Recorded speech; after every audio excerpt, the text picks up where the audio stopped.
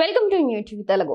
తెలంగాణలో కాంగ్రెస్ ప్రభుత్వం అమలు చేస్తున్న మద్యం ధరలపై బీఆర్ఎస్ ఎమ్మెల్యే హరీష్ రావు ధ్వజమెత్తారు. బీర్లను, బార్లను నమ్ముకొని మద్యం అమ్మకాల ద్వారా ఖజానా నింపుకోవడమే మార్పు అని ప్రస్తుత ప్రభుత్వం చెబుతోందని విమర్శించారు.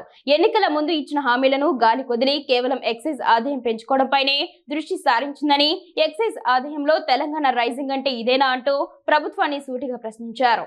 హైదరాబాద్ లో ఆయన మాట్లాడుతూ కాంగ్రెస్ ప్రభుత్వం పాలనను అటకెక్కించి ప్రజా సంక్షేమాన్ని విస్మరించిందని ఆరోపించారు.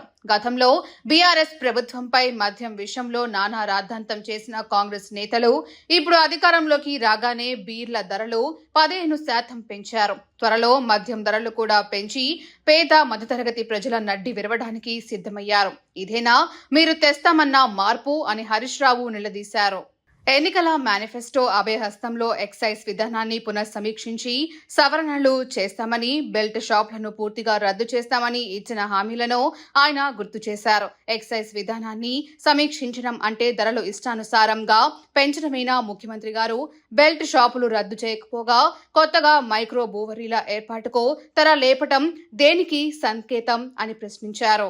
రాష్ట్ర ఆర్థిక పరిస్థితిపై అవాస్తవాలు ప్రచారం చేసి ఇప్పుడు ఆ లోటును మద్యం ద్వారా పూడ్చుకోవాలని చూడటం సిగ్గుచేటని హరీష్ రావు విమర్శించారు.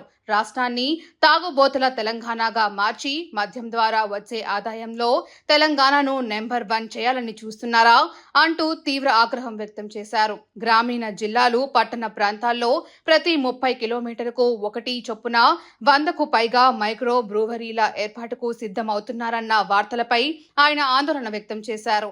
ఇది యువత భవిష్యత్తును నాశనం చేయడమేనని, ఇంతకంటే దిగజారుడు పాలన ఉండదని అన్నారు.